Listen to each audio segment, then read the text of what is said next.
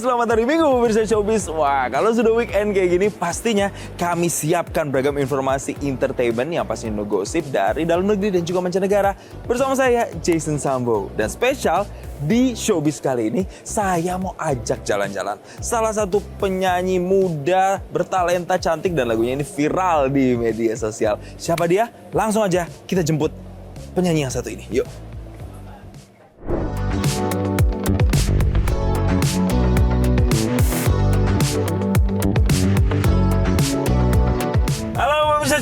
Sekarang saya sudah bersama dengan penyanyi muda, cantik, bertalenta, lagunya juga viral di media sosial. Ada Raisa Anggiani. Halo Raisa, terus dulu kita. Hai, Kabar baik ya? Kabar baik. Kakak apa kabar? Kabarnya pasti baik karena bisa jalan-jalan sama Raisa. Kita bakal ngobrol-ngobrol sama Raisa soal gebrakannya di tahun 2025, apa yang jadi resolusinya, karya-karya barunya apa, yang bahkan dengar-dengar juga main film juga ya di tahun 2025 ini ya. Kita langsung bahas semuanya di Drive Talk kali ini di Showbiz. Jadi langsung aja sekarang mau tanya, Raisa sekarang sibuk apa sih? Kesibukan aku sekarang, aku sedang mengerjakan skripsi. Terus juga aku lagi ada beberapa project ke depan untuk album. Terus pengen bikin tour. Dan juga apa lagi ya? Kayaknya itu, dan yang pasti film sih, film perdanaku. Yeay, film perdana. Yes. Kuliahnya jurusan apa? Ilmu komunikasi. Ilmu komunikasi. Berarti sudah semester 7. Sebenarnya tahun ini ke-8 sih. Masuk nanti gitu. Berarti setelah selesai nanti akan berkiprahnya fokus di musik atau gimana rencana plan-nya? Plannya di musik dulu sih, karena memang dari pertama kali rilis kan kayak aku juga masih kelas 2 SMA kan, aku rilis, jadi masih selalu ada pendidikan gitu. Dan memang ibu bapakku lebih kayak udah kamu selesain dulu gitu pendidikan, baru bener-bener 100% di karir gitu. Jadi mungkin nanti akan coba build up mungkin di musik lagi dan mungkin nyoba-nyoba hal lain lagi di industri entertainment ini ya. Gitu. Iyalah, secara bocorannya kamu juga bermain film. Wah, ini debut kamu ya. Nanti kita akan bahas itu. Tapi kita akan bahas dulu dari yang musiknya dulu. Ini kalau berbicara soal Raisa Anggiani ini kan juga lagu-lagunya itu terkenalnya. Aku juga tahu lagu kamu tuh dari media sosial. Karena kan sekarang tuh orang tuh gampang tahu lagu-lagu dari musisi itu dari media sosial juga kan. Nah, lagu kamu kan viral tuh di media sosial ya. Yang nanti bakal kita nyanyiin bareng di sini. Tapi lagu ini tuh sebenarnya juga lagu yang menurutku menghadirkan sisi berbeda dari seorang Raisa Anggiani. Kita nyanyiin bareng ya. Wow. Ini If You Could See Me Crying in my room.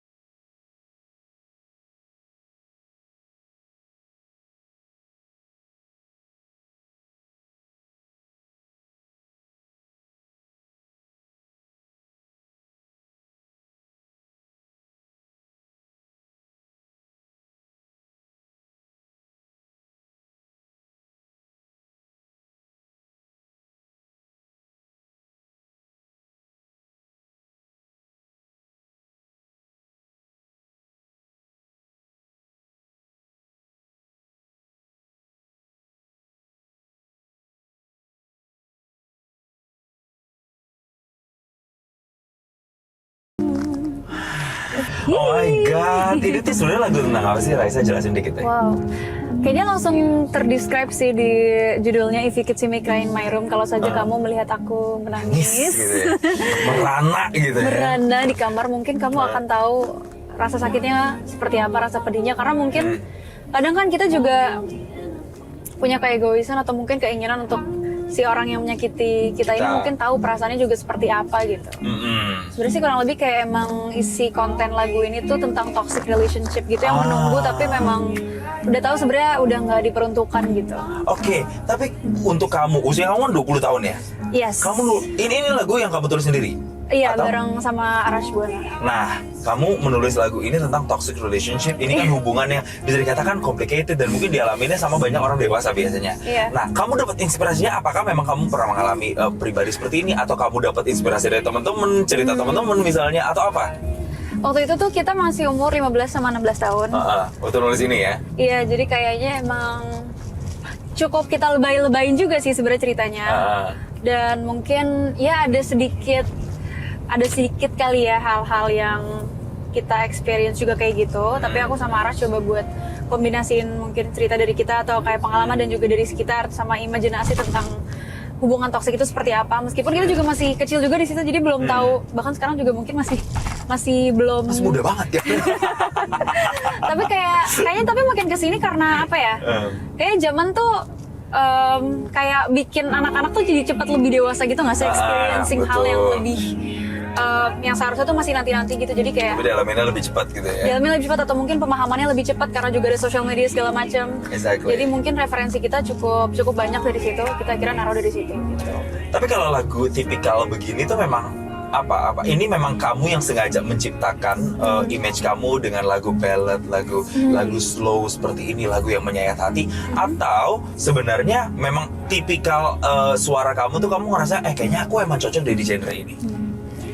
Sebenarnya lebih ke yang kedua sih, tapi emang sebenarnya apapun yang aku tulis tuh kayak nggak pernah begitu ke plan gitu, kayak terplan yang kayak aku ingin orang melihat aku seperti ini atau apa. Memang kayak purely ekspresi yang ingin aku taruh di tulisan aku aja gitu. Jadi akhir-akhir ini tuh sebenarnya beberapa rilisan aku justru banyak yang tentang cinta, maksudnya tentang happy-happynya segala macam.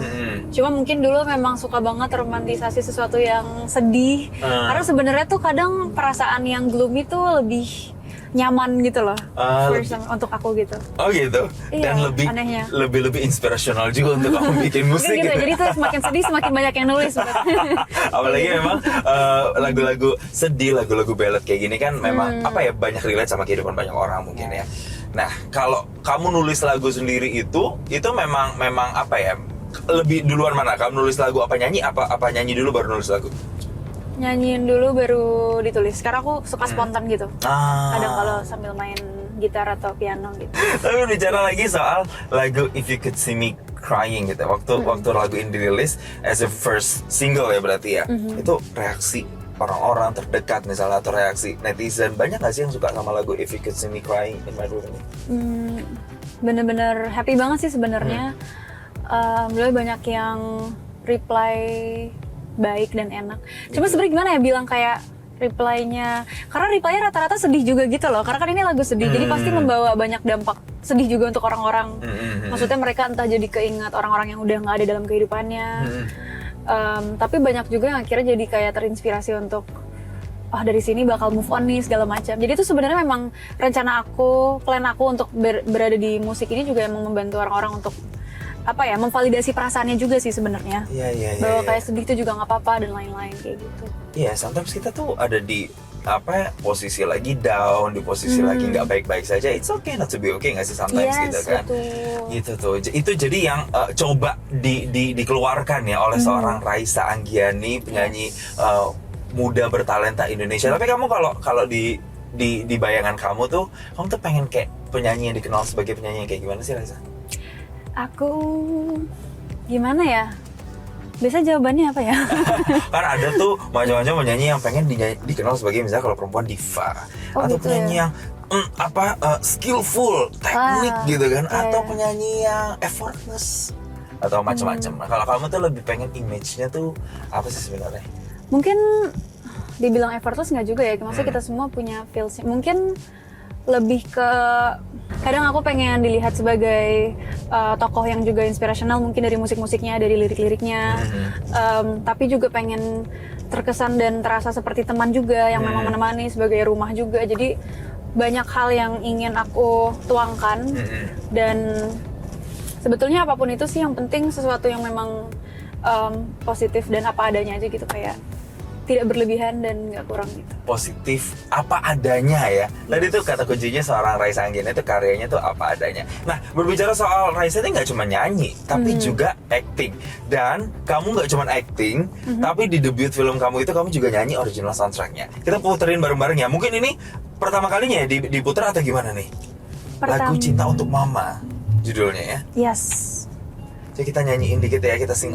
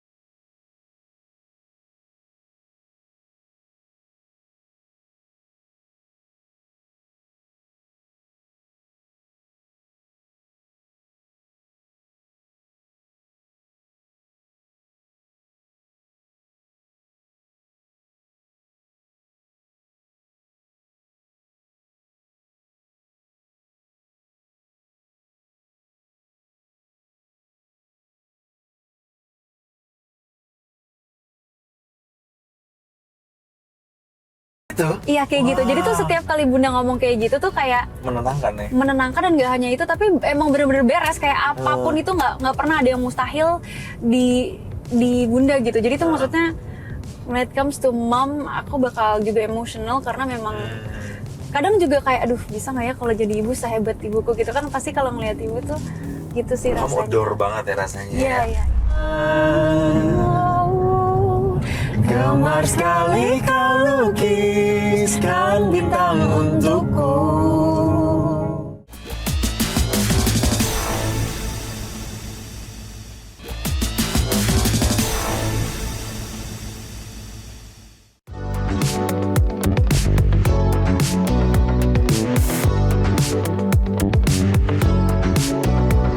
Kamu ini kalau ngomongin soal actingnya, ini kan berkaitan sama Mama, lagu Cinta Untuk Mama. Kamu di film ini tuh berperan sebagai apa nih, Raisa? Boleh ceritain dikit nggak?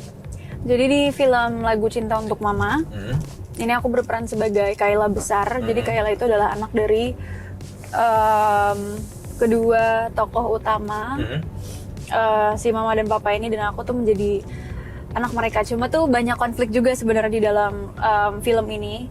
Sebenarnya ini lebih kayak memang drama keluarga yang nantinya akan ada banyak pesan bahwa ibu itu akan selalu dan akan sangat melindungi kamu. Bahkan dalam keputusan-keputusan beliau yang kita rasa tuh kayaknya ini nggak tepat segala macam, tapi kayak ibu tuh sebenarnya tahu yang terbaik untuk anaknya dan pasti menginginkan yang terbaik sih, bukan tahu ya, tapi menginginkan. Jadi mungkin itu sih sedikit pesan yang bisa aku spill dan siapa aku di sana. Tapi aku menjadi Kayla besar ya teman-teman. Jadi akan ada tetap alur cerita dari dia kecil kayak gitu. Nah, selain acting, tapi lagu ini yang bisa dibilang tuh mungkin banyak orang yang tahu sosok seorang Raisa Anggiani, karena kalau aku pribadi tuh tahu lagu ini sebenarnya dari TikTok, lagi scroll tuh kalau lagi ada yang viral gitu ya. Lagu ini tuh biasa dijadiin backsoundnya. Terus kayak ini tuh siapa sih gitu kan? Akhirnya tahu lagu ini tuh dari TikTok. Coba kita dengerin ya. Tuh. Nah,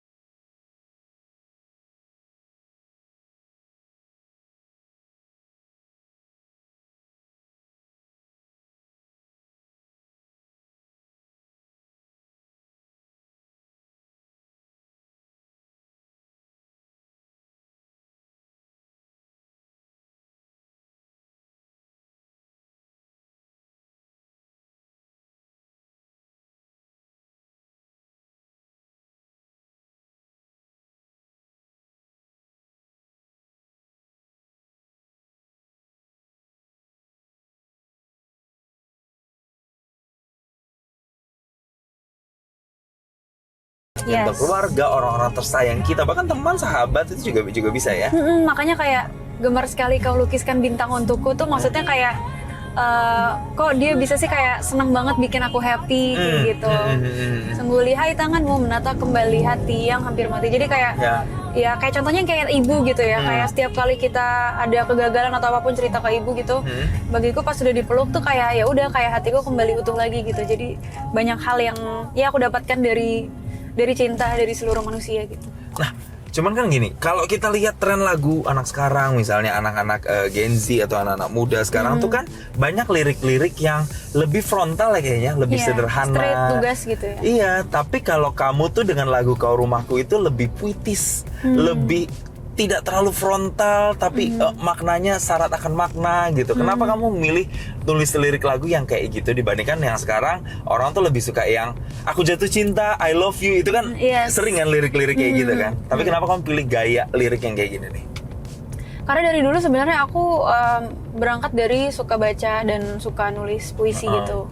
Dan emang suka, nggak tahu ya, dari kecil suka baca, jadi mungkin karena itu jadi keikut untuk mempelajari bahasa-bahasa diksi-diksi baru atau diksi-diksi lama justru secara paling di Indonesia gitu. Tadinya aja bahkan kuliah tadi aku mau ngambil sastra gitu. Oh iya, saking kamu suka baca yang kayak gitu-gitu ya? Iya, kayak menurut aku menarik aja gitu untuk mempelajari itu semua. Tapi akhirnya lebih banyak memang otodidak gitu. Aku belum pernah belajar benar-benar kayak ambil kursus atau apapun.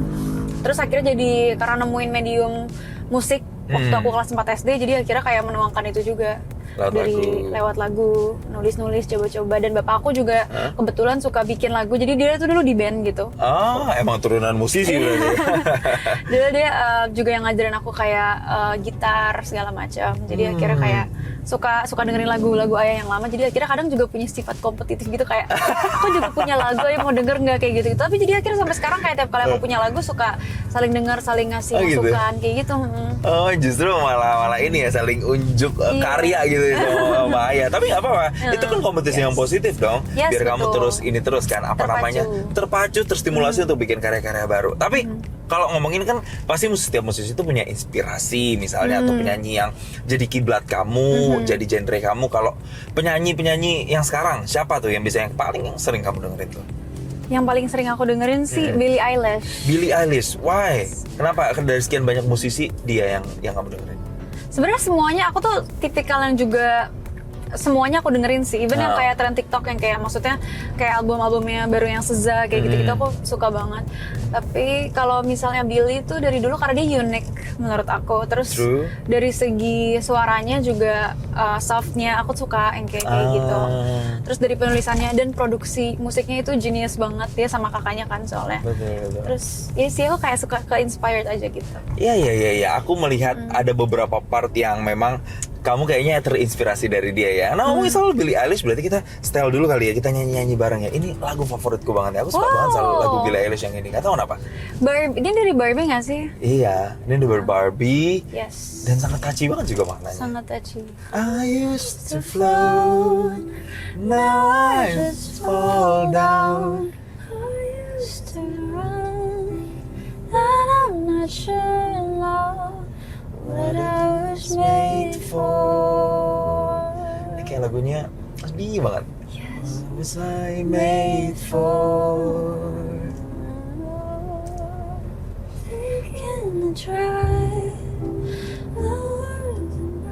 Tapi kadang kalau dengerin di mobil suka ngantuk nggak sih Kak kalau yang kayak gitu Kak? Tergantung momennya ya. Kalau kita lagi bener-bener kayak ngerasain ada di situasi kayak gini, mungkin kalau lagu-lagu kayak gini kan orang lagi ngerasa neglected ya, kayak lagi ngerasa mungkin feeling rejected. Pas dengerin itu kayak makin dapet